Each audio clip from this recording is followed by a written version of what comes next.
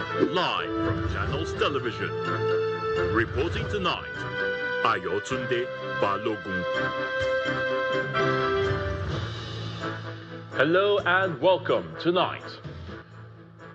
Suspected IED blast kills 5 soldiers, injures 5 others in Gubio local government area of Borno State. Gombe State government integrates hunters into state security architecture to tackle insecurity. FCT Minister Nyesom Wike and APC National Secretary Ajibola Bashiru clash over River State political crisis. And Nicolas Maduro maintains he is still Venezuela's president as he pleads not guilty to drug trafficking and other charges during his first appearance in a New York court.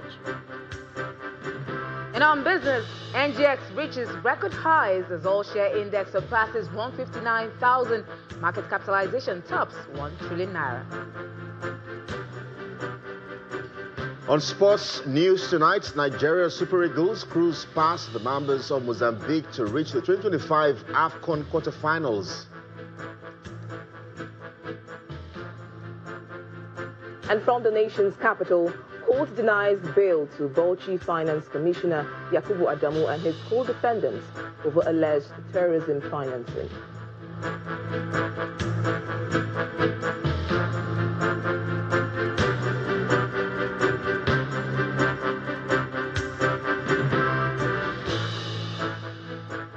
We begin with security, and in Nigeria's northeast, where another incident of violence has been unleashed yet again in Borno State.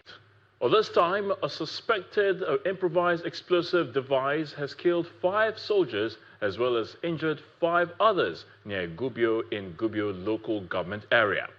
Although the information on the incident is still sketchy, the theatre commander, Joint Task Force Operation Hadinkai, Major General Abdusalam Abubakar, confirmed the explosion to our Channels television correspondent. The suspected IED was believed to have been planted on Sunday, January the 4th, along the highway targeting the military. Now, while the military continues to tackle the threats of insurgency in the country's northeast, the leadership of the United World Congress of Diplomats, in collaboration with the International Institute of Experts on Political Economy, are asking President Bola Tinubu to sustain the ongoing onslaught of terrorist groups across the country to forestall any experience like the one witnessed in Venezuela.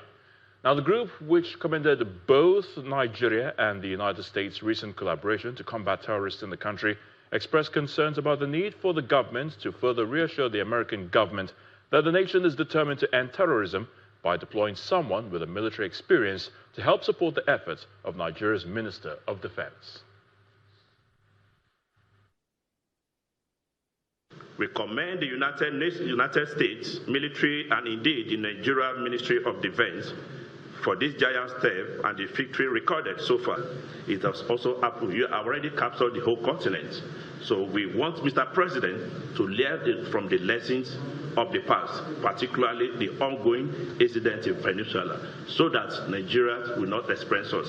And we are calling Mr. President to take steps and make sure that he fish out those that are undermining his positive initiative, and make sure that the people that are actually, hiding behind it, which have already been mentioned. When you pass an allegation against someone, you don't need to sleep over it. So you make sure that you cleanse your government and let the citizen trust you. More on security and the inclusion of hunters in the operations of agencies to help provide safety in Gombe is important. Governor Inuwa Yahaya, who convened the State Security Council meeting, explains that it is aimed at forestalling further attacks and any breach of peace in the state. Our participants at the meeting not only agreed to include hunters in the state security architecture, but also agreed other sweeping security reforms as well. Governor Inuwa Yahaya of Gombe State presides over the expanded State Security Council in the state, comprising of heads of security agencies, local government chairmen, traditional leaders, and other top government officials in the state. The meeting is coming in the wake of an attack in Pindiga town in Akko local government area of the state, where 2 persons were shot and killed while 4 others were abducted. Concerted efforts have been made in collaboration with other sister agencies and also some critical stakeholders, including the hunters and the vigilante. We are on track, and by the grace of the Almighty Allah, we are going to ensure that they are rescued unhurt. As part of solutions to nip the recurrence of such violent crimes from gaining foothold in the state, the Council approved the inclusion of hunters to reinforce the state's security architecture under the close supervision of the police. We cannot allow only the security agencies to do or to ensure that security is maintained. It is also emphasized that vigilante groups and hunters be involved. They should work hand in hand with security agencies, meaning they should be guided by the Commissioner of Police. All the security measures were considered and approved. Government and security agencies would not allow things to be as usual. That every tenant, every person that comes into Gombe State, his profile should be taken. So a template will be prepared by the Ministry of Justice and distributed to all the agents who give out houses for rent and to other people. And as a law, that any tenant that comes into your house, the contents of that form or template should be filled satisfactorily. The state government plans to hold a weekly Security Council meeting with traditional leaders to constantly review the security situation in the state to ensure the security of lives and property of its citizens. Now to politics. The Minister of the Federal Capital Territory, Mr. Nyesom Wike, has accused some political leaders in Rivers State of misleading Governor Simonalai Fubara and reneging on agreements previously reached with President Bola Tinubu. Speaking at a rally in Ogubolo, Mr. Wike emphasized that the accord brokered at the presidential villa must be respected to maintain peace and political stability in the state. He also criticized the APC National Secretary, Mr. Jibola Bashir, for what he described as undue interference in River State politics.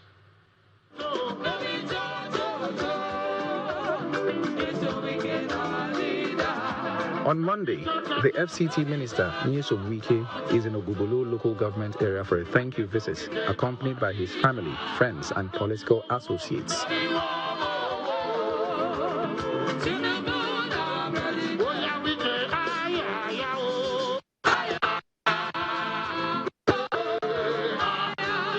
Speaking on behalf of the Rivers Ijaw People's Congress, former Senator Thompson Sekibo describes Governor Simonalai Fubara as being ungrateful, declaring their support for the minister while pledging to work to prevent the re-election of the governor.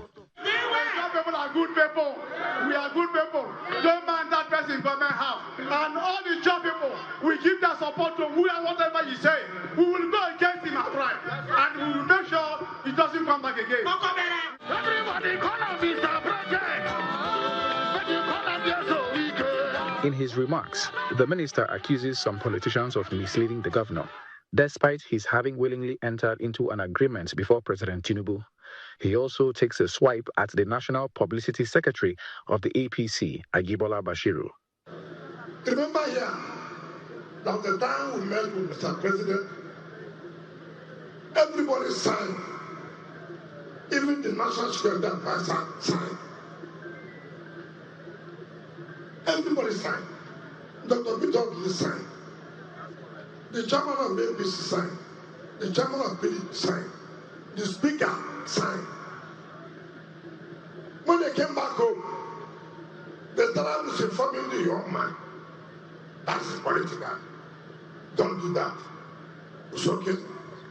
They reneged. At the end of the day, we have a protracted legal tussle. Who won? We won. Yes. He reiterates his position that the president's position is secure, but that of the governor is untenable. He further blasts attempts by some politicians to dismantle the PDP in the state and the futility of such actions.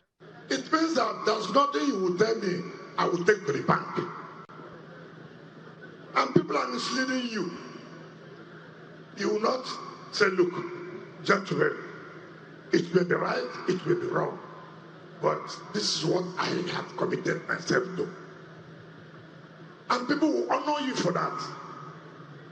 But to think you can play wayo, to think you can be clever by half, it's not going to work. It's not going to. If you like, bring people from other states to be a spokesperson, to be a mouthpiece. It will not work. I have told people that a certain level you reach, even if you collect money, must you show to the world that you took bribe? No, you don't do that. You don't do that. There are people who couldn't deliver Mr. President in their own state, even when Mr. President is very close to them. They couldn't. But we were here, we did it, they won, we took the governorship, we took the National Assembly, and took the House of Assembly. As the minister continues his tour of the 23 local government areas in the state, he and his supporters are gathering momentum as they intensify their political battle with the governor and his people. Charles Oporum, Channels Television News. Meanwhile, the National Secretary of the All Progressives Congress, Ajibala Bashir, has asked the FCT Minister Nyesom Wike to resign his appointment and focus on what he described as an obsession with Rivers State politics. Mr. Bashir, in a statement, insists that all members of the APC National Working Committee must accord sitting governors due respect and recognize them as leaders of the party in their states. According to him, quote, as National Secretary, he is imbued with the responsibility to protect the interests of the party and all its members and structures, adding that my comments regarding the affairs of the APC in Rivers State cannot be an undue interference in the affairs of Rivers State, end quote.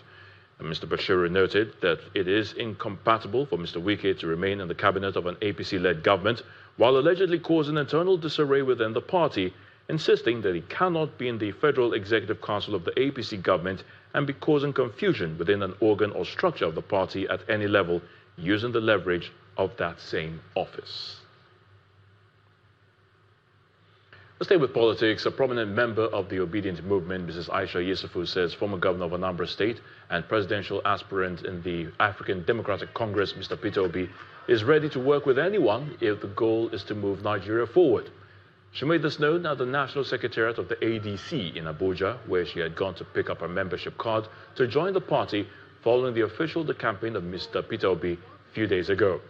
Aisha Yesufu took a swipe at those who attacked the Obedient Movement for their continued support for Mr. Obi, despite him aligning politically with people the movement had criticized in the past. I've always said that politics is not a romantic affair. I'm not looking for people that we are in love with or we love each other. We might not love each other, we might not like each other, but we have a singularity of purpose, and that's to give Nigeria good governance. And one of the things I want people to understand, those people we talk about or wherever, we did not go to meet them. They met us in opposition. We've been here, and I'm not going to clear the place where I've been holding government accountable because other people are joining me. They are welcome. Even whoever, those that are giving bad governance today, if they want to come and join and begin to think of how we're all going to come together to give good governance, they are all welcome. This country is Nigeria, it's our country, and we are not allowing anybody to use any reverse psychology or mind engineering and say, oh, you said that you don't want to work with this thing. As long as they are the ones coming to us, we are not the ones who join them in the place where they're giving bad governance. For those people that you're talking about, they have seen the place where they are in. There's a place where they're giving Nigeria bad governance, insecurity, and what have you, lack of employment, and they've decided to atone for their sins. It's not for me to tell them whether we will be together or not be together. In part two, after the break, the court denies bail to Bauchi Finance Commissioner Yakubu Adamu and his co-defendants over alleged terrorism financing. Please stay with us.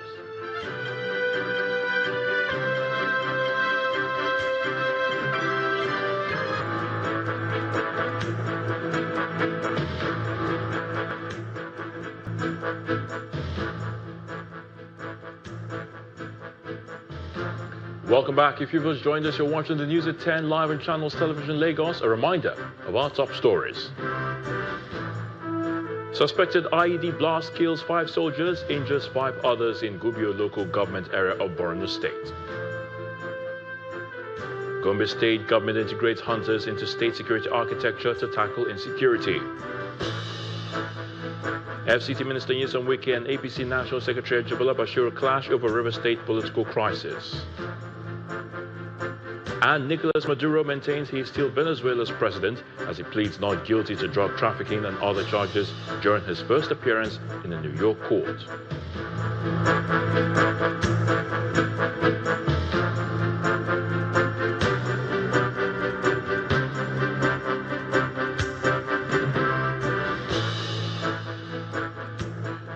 The former Minister of Foreign Affairs, Professor Bolaji Akinyemi, is asking Nigeria to show sincerity of purpose and not allow any external body to assist in fixing the country. Professor Akinyemi, who was on our political program, Politics Today, seeks real reform of Nigeria's electoral system that he says will be acceptable to all. Each time we've had the elections, the quantity of electoral issues that we have taken to electoral tribunals and that we have taken to the court has shown a dissatisfaction with the way and manner the elections have been conducted and the results. So our election in Nigeria has also been a patch affair where we simply decided to get on with the business of governance. We should really seek to put in a system, an electoral system that will be acceptable to everybody. But being a Nigerian and being a patriotic Nigerian, I will not want any government, any external government, to get itself involved in our affairs in order to try and rectify our problems. Let us show a sincerity of purpose ourselves. So now let's switch gears to the nation's capital, and Victoria Longjong is standing by to give us the latest from our Abuja studios. Great to see you, Victoria. Good to see you, Ayo. So the courts now. Justice Emeka Witi of the Federal High Court, Abuja, has rejected a bail application filed by the Commissioner for Finance in Bauchi State, Mr. Yakubu Adamu, and his co-defendants who were facing an alleged $9.7 million terrorism financing suit. In a ruling, Justice Witi held that the offences with which the defendants are being charged threatened national security and public safety. He further held that the terrorism-related offences threatened social order and pre-trial release could endanger the public. Hence, such bail cannot be granted. The judge, however, ordered an accelerated hearing of the case and thereafter adjourned the matter until January the 13th for the commencement of trial. Mr. Adamu and his co-defendants were remanded in Kuje Correctional Center following their arraignment on a 10-count charge on December 31, 2025. Let's now bring you up to speed on the boat accident that occurred in Yobe State, as Executive Secretary of the Yobe State Emergency Management Agency, Mr. Mohammed Goje, has confirmed that the death toll has now risen to 29 persons, while 13 others have now been rescued so far and are receiving medical treatment. Speaking on our breakfast program, The Morning Brief, Mr. Goje attributed the unfortunate incident to overloading and lack of life jackets on the boat. Yeah, the victims are coming from Adiani village in Guri local government area of Jigawa State, heading to Garbi in Guru local government area of Yobe State. And most of them, not all of them are fishermen. They came, I think, from market and some of their businesses. There are young girls and women who are also from wedding and other activities coming back home. So, and almost 80% of them are from Yobe State. So, but then from preliminary report indicates that the cause of the mishap is due to overload of the boat, because evening time is around 7:48 p.m. So maybe it's the last boat that is leaving that community in Jigawa State to Yobe State. The latest update is 29 bodies have been recovered and have been buried according to their respective rights, and 13 were safe. Those in the hospital were also discharged. So far, the key challenge is we are still searching for remaining 8 to 10 bodies that we presume are part of the boat mishap. There are approximately 52 bodies suspected to be in the boat. Unfortunately, there was not any single life jacket in that boat. But institutionalizing the use of the life jacket, ensuring that the commercial riders are abiding by the laws, and policing the waterfront. And this is what I'm saying, that we're looking at options of now reaching out to the Ministry of Police Affairs so that the policing of the waterfront through marine police will be deployed, which is very rare in the northern part of the country. We're 5 days into 2026 already, and as Nigerians welcome the new year, some residents of the northern parts of the country are appealing to the government to improve the security situation. According to them, the security situation has brought fear and uncertainty to Nigerians, especially students who will return to school soon. The Federal Secretariat in Abuja comes alive after the Yuletide holiday. Workers head into their offices while reminiscing on the past year and set an agenda for the government. Praying for the leadership, that food will become cheaper, that people will be able to move, that our hospitals will become a better place where even leaders can attend, and that the suffering masses of Nigeria, that the middle class will rise again. So these are some of my expectations for the year, that where we will have quality people in leadership. Banks and markets are open for business on the first working week of the year, as residents of the nation's capital call for improved security situation. They also speak on their personal goals. The government naturally should pay attention on the issue of security and also the welfare of the people, primarily because without the people, who do you govern? If the people are not given the welfare they actually expected, who should you govern? If the people do not have security of lives and property, which is the prime ordination of the government, then who are you governing? My expectation is more of building my empire and just having my brand, right? Push out my brand. In some parts of northern Nigeria, residents speak on their expectations for the year, especially on the implementation of the new tax laws. We are ready to pay taxes, but what do we get for the taxes? Are we going to get corruption for the taxes? Or we are going to see infrastructure everywhere? Our hospitals, our schools, our light will be working. What pipe and water will be flowing? With the high expectation placed on the government, residents are hopeful that the country will experience a drastic reduction in terrorism and other related crimes in the new year.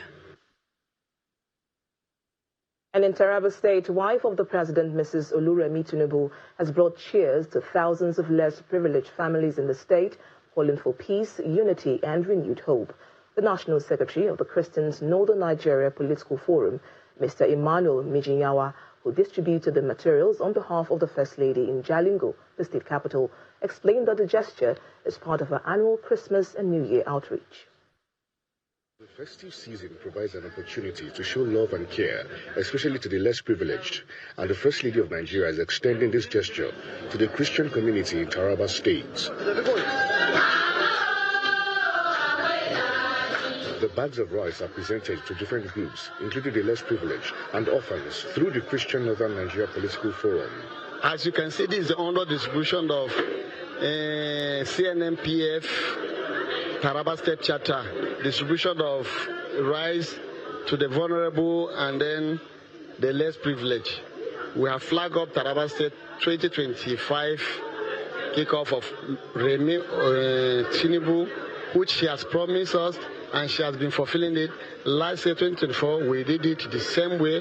We made sure that each and every one has been delivered. Members of the forum are delighted with the gesture, dismissing claims that it is politically motivated. As a mother, she's doing it from her free will. I don't think there is any political undertone. I don't think. At least the main objective is the vulnerable and the And the second one is for celebration. We feel happy and we are so excited to receive the gift from our dear mother, and we pray that the Lord will increase her. May He uplift her and provide all that she needs. In all, 1,000 bags of rice is being distributed across the 16 local government areas of the state. Now, still ahead on the news at 10, NGX reaches a record high as market cap surpasses 100 trillion naira. That's some business news to join us again.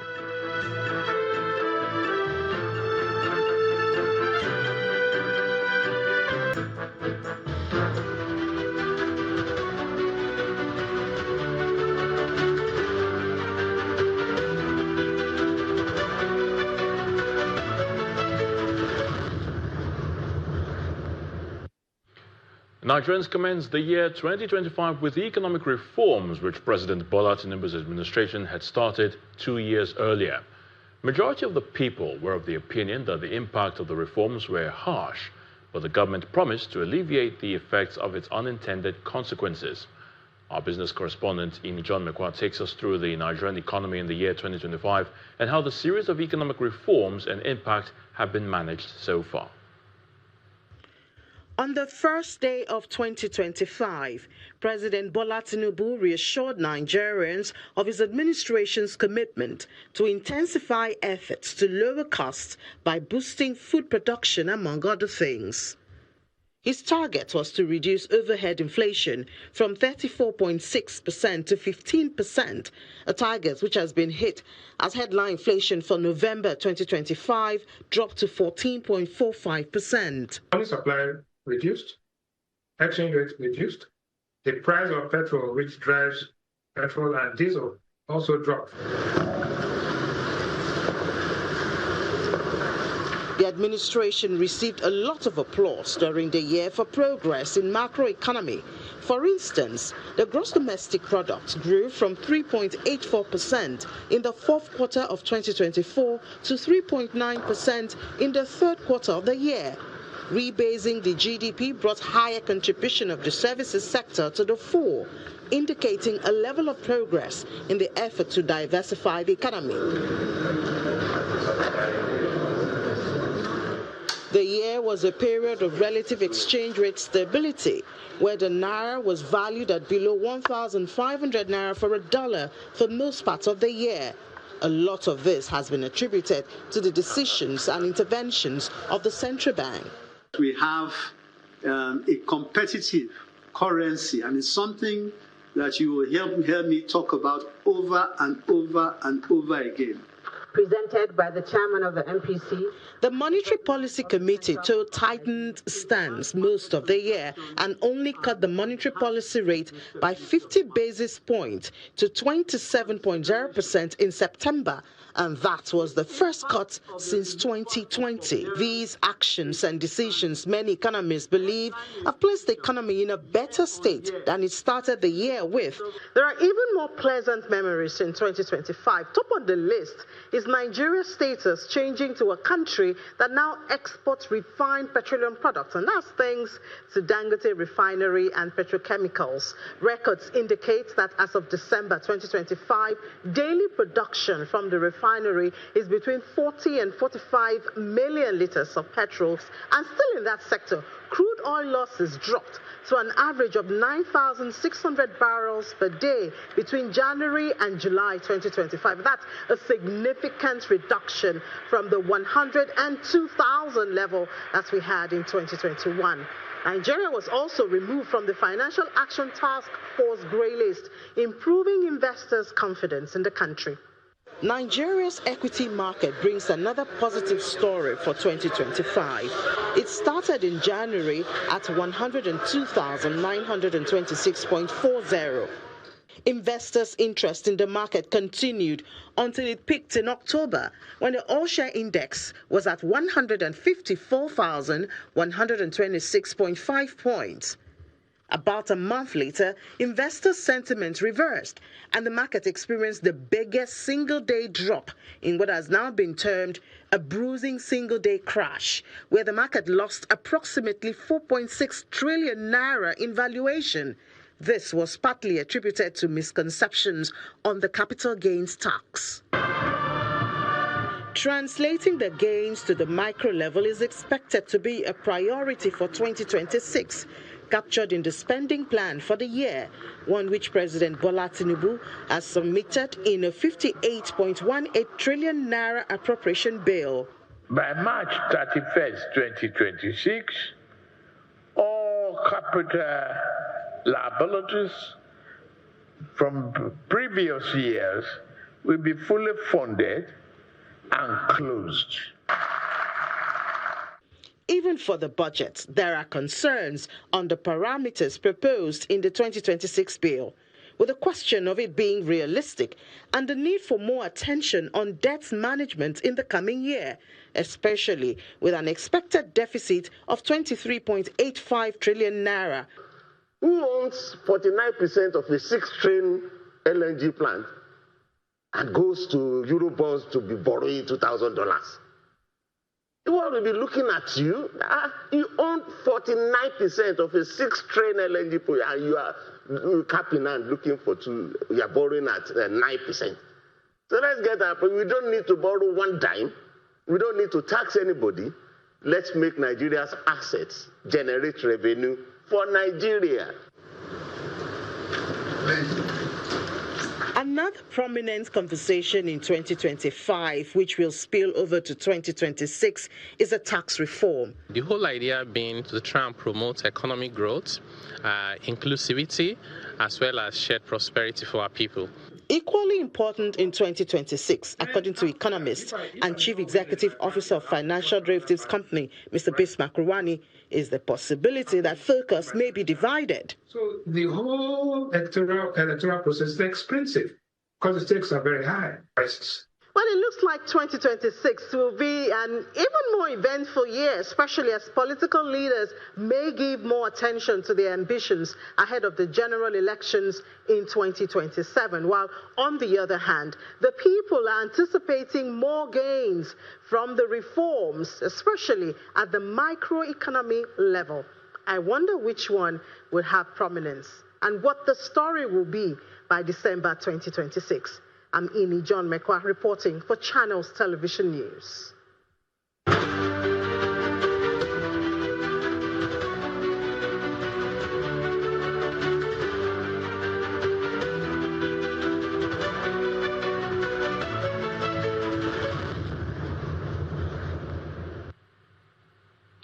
So now let's get the latest in the world of business as we move into, or as we are already in the new year. Will Ibong is standing by to give us the latest. Will.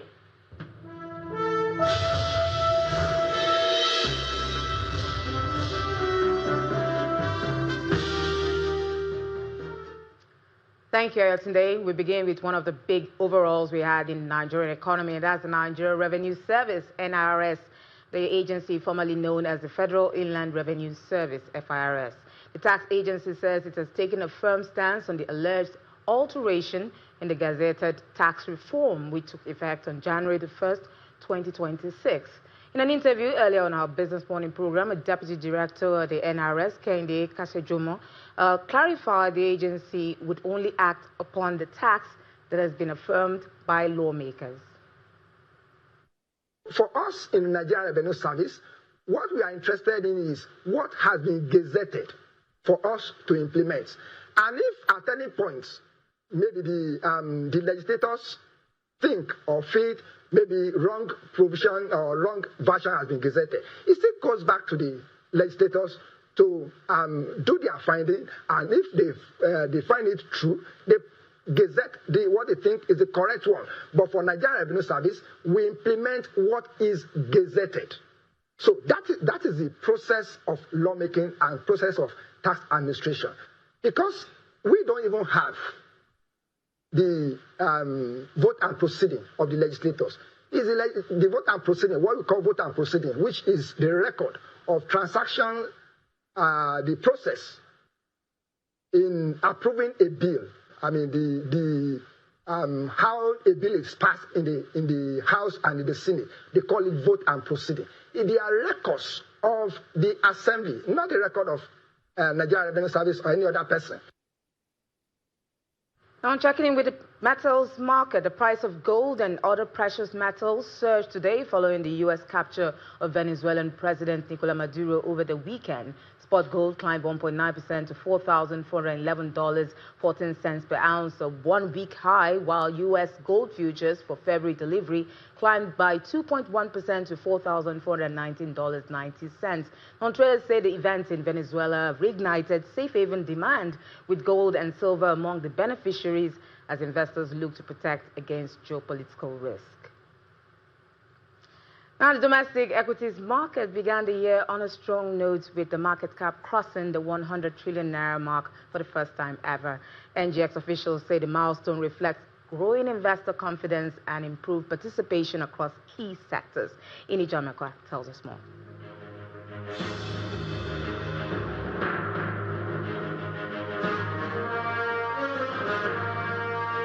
Good evening, everyone. Welcome to the Stock Market Report. I am so glad to be bringing you good news from Nigeria's stock market. We see very positive sentiment by investors. At the close of trade today, investors brought in almost 2 trillion naira to Nigeria's equity market. They brought in exactly 1.869 trillion naira, and that has brought the market cap from hitting a new high intraday, which was 99 trillion naira, to 100 trillion naira, and over to more than 100 trillion naira, to close at 101.806 trillion naira for the very first time in the history of Nigeria's equity market. And of course, the all share captures this. We see the all share at 1.74% and 159,218.20. Great one for the market. And it's all because of interest around the figures, the big banks.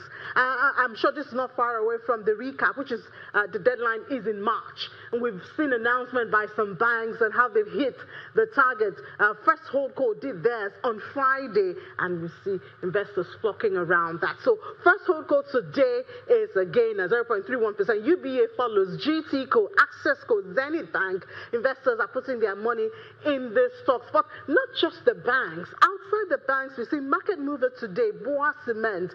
Boa Cement today gained 4 naira 50 kobo to close at 183 naira at the close of trade. So it's a positive market, and we saw a lot of stocks gain. 72 stocks gained today, while only 7 posted losses. This is a positive market. If this is anything to go by, this market will be the best performing at the end of 2026.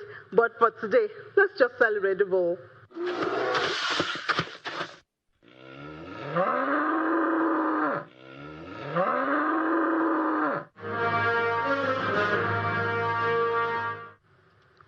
Thank you, Neil. Let's see if the bull is being celebrated in other major global equities around the world.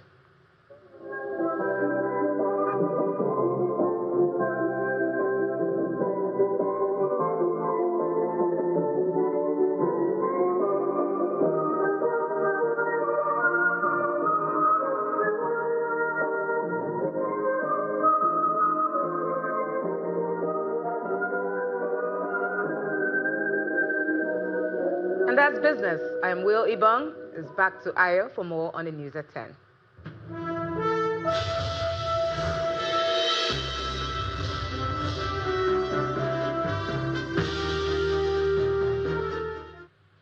Thank you so much, Will.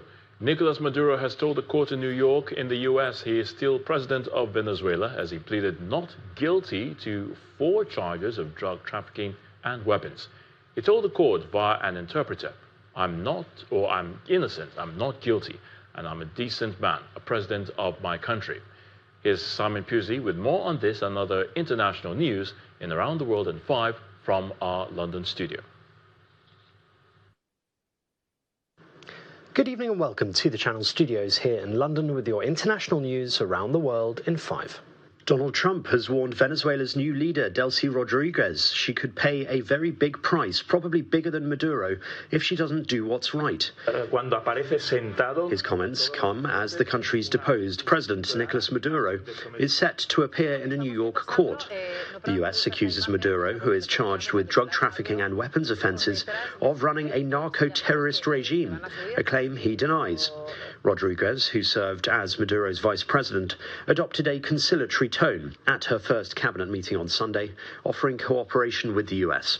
Secretary of State Marco Rubio has insisted the US is not at war with Venezuela after airstrikes in Caracas on Saturday led to Maduro and his wife being taken into custody and transported to the United States. We expect to see changes in Venezuela. Changes of all kinds, long-term, short-term. We'd love to see all kinds of changes, but the most immediate changes are the ones that are in the national interest of the United States. That's why we're involved here, because of how it applies and has a direct impact on the United States. Okay, we are not going to be able to allow in our hemisphere a country that becomes a crossroads for the activities of all of our adversaries around the world. We need Greenland. Donald Trump has again proposed annexing Greenland after Denmark's leader urged him to stop the threats over the island. Speaking to reporters, the US president said, "We need Greenland from the standpoint of national security." Trump has repeatedly raised the prospect of the semi-autonomous Danish territory becoming an annexed part of the US, citing its strategic location for defense purposes and mineral wealth. Greenland's Prime Minister, Jens Frederik Nielsen, responded by saying that's enough now and described the notion of US control over the island as a fantasy. The bodies of the 40 victims of a bar fire in the Swiss ski resort of Crans-Montana on New Year's Eve have been identified by police. The victims range in age from 14 to 39 years old, with 15 aged under 18. The youngest were a Swiss girl and a French boy, both 14.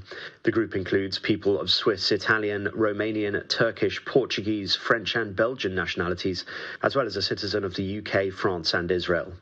In addition to the 40 killed, 119 others have been injured. Most have severe burns, 6 of them so severe that they have yet to be identified. A criminal investigation into the French couple who managed Le Constellation Bar is underway. 10 people have been found guilty of cyberbullying Brigitte Macron, the wife of French President Emmanuel Macron. The defendants were accused of spreading false claims about her gender and sexuality, as well as making malicious remarks about the 24-year age gap between the couple. Most of the defendants were handed suspended prison sentences of up to 8 months, but one was jailed immediately for failing to attend court. Some had their social media accounts suspended. The judge said the 8 men and 2 women had acted with a clear desire to do harm to Brigitte Macron, making remarks online that were degrading and insulting. South Korea's President Lee Jae-myung has met with the Chinese leader Xi Jinping as he seeks to reset frayed ties with the country's biggest trading partner. Regional security and Beijing's unofficial ban on Korean pop culture were on the agenda for the meeting, which is the second summit since November, when Xi visited South Korea. Given what a vital economic partner China is, experts say Lee is looking for assurances that it would not weaponize that relationship in the face of political tensions in the region. A bulky bluefin tuna has made a splash at Tokyo's Toyosu fish market, fetching around 510.3 million yen at the market's first auction of the year. The winning bid for the 243-kilogram fish came from Kayamura Corporation, the operator of the popular sushi chain Sushi Zanmai, which has outlets across the country and abroad. Mr. Kimura, who has been dubbed the Tuna King, is known to bid high for bluefin tuna at New Year's auctions. Scott Scarborough, she shoots, and scores! Bring on the sweet cuddly mayhem! And a total of 81,796 stuffed toys have hit the ice rink at an American Hockey League game in Hershey in Pennsylvania. Footage shows stuffed toys flying over the glass after the Hershey Bears scored against the Rockford Ice Hogs. The annual Teddy Bear Toss has been held by the Hershey Bears Hockey Club since 2001. According to the club, the stuffed toys will be distributed across more than 60 local charities. And that's your international news around the world in 5. Now back to the Channel studios in Lagos. Many thanks, Simon. So now let's get the latest from the world of sports. And Kelly is here to tell us Nigeria's exploits in the ongoing Africa Cup of Nations. What's going on with the Super Eagles, Kelly?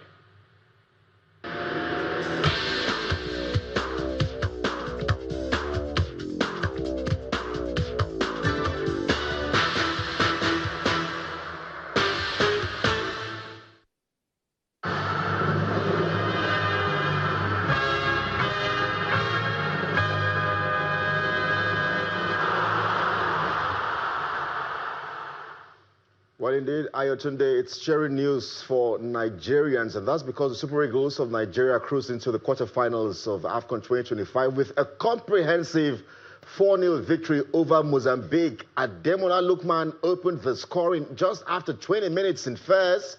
This was followed by 2 goals from Victor Osimhen before Ako Adams sealed the win. Determined to make up for their failure to qualify for the World Cup, the Super Eagles march on to a last 8 on Saturday in Marrakesh against either Algeria or DR Congo, who eliminated Nigeria from the World Cup. Mozambique go home. But the Cup of Nations can go down as a success for them after they reached the knockout phase for the very first time. But just like the Super Eagles, Egypt are also through to the quarterfinals of the competition. After 2 goals in extra time, saw the Pharaohs of Egypt edge a tight last 16 tie against Benin Republic. After a goalless first half, Egypt midfielder Marwan Ashia broke the deadlock with a fine strike from the edge of the penalty area.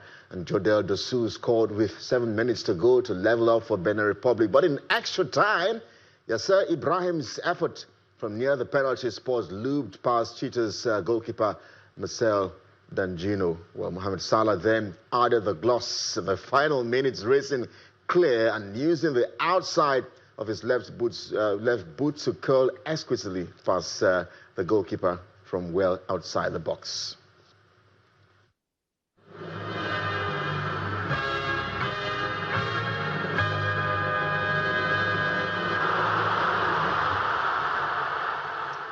Well, let's turn our attention now away from Morocco and to club football.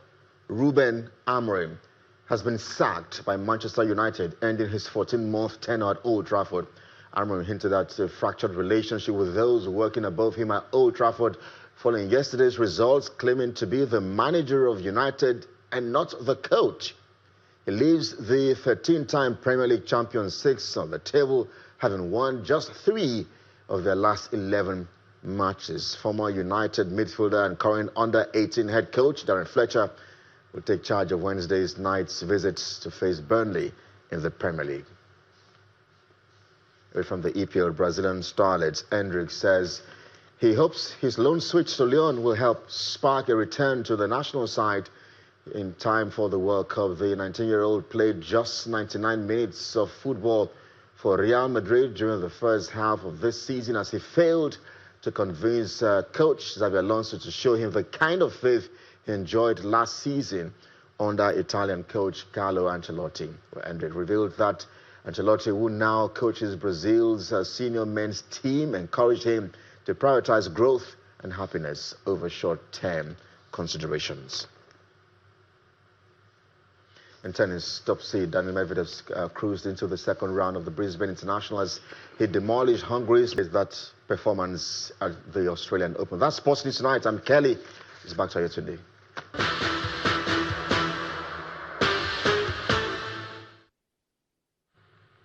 Many thanks, Kelly. And the main news again. A suspected IED blast has killed 5 soldiers, injuring 5 others in Gubio local government area of Borno State.